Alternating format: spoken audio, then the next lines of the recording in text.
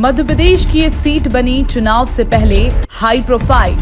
क्या पूर्व सीएम के बेटे सखलेचा होंगे कांग्रेस में शामिल? समंदर और पूरन जैसे नेताओं का क्या करेगी बीजेपी?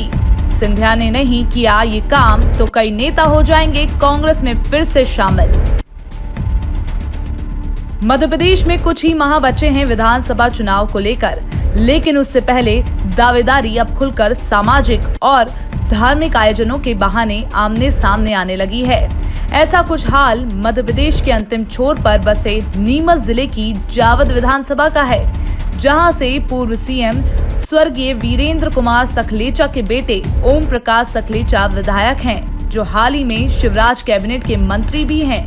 लेकिन इनकी इस विधानसभा को सिंधिया समर्थक और अन्य दावेदारों ने हाई प्रोफाइल बना दिया है। यहां खुलकर धार्मिक आयोजनों में दावेदार चुनाव से पहले खर्चा कर रहे हैं। ऐसा माना जा रहा है कि इनको इनके आकाओं ने हरी झंडी दे दी है।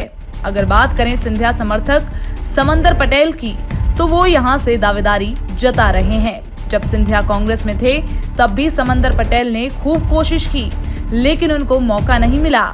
अब बीजेपी में आने के बाद श्रीमंत सिंधिया के जरिए एक बार फिर यहां से वो अपनी उम्मीदवारी दबी जुबान में जता रहे हैं और लगातार मंगरो टोलों के साथ गांव का दौरा कर रहे हैं। दूसरी तरफ बीजेपी नेता पूरन अहीर खुलकर यहां से उम्मीदवारी कर रहे हैं। उनके समर्थकों ने तो चौपाल पर ये तक कहना शुरू कर दिया कि बीजेपी मौका नहीं देगी तो वे बागी बनकर चुनाव यहां से लड़ेंगे।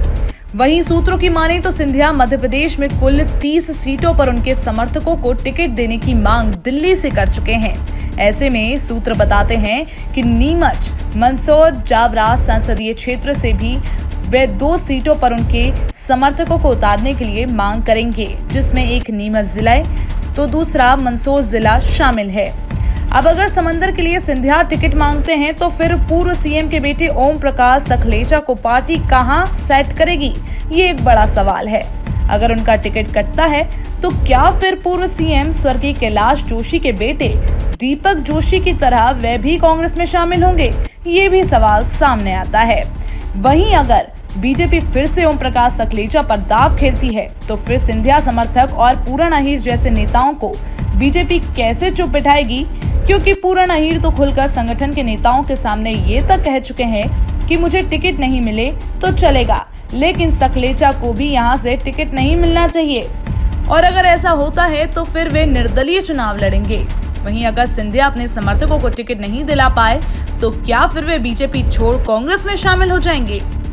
अगर ऐसा होता है तो फिर बीजेपी में सिंधिया की पकड़ कमजोर पड़ जाएगी और ऐसा श्रीमंत महाराज कभी होने नहीं देंगे।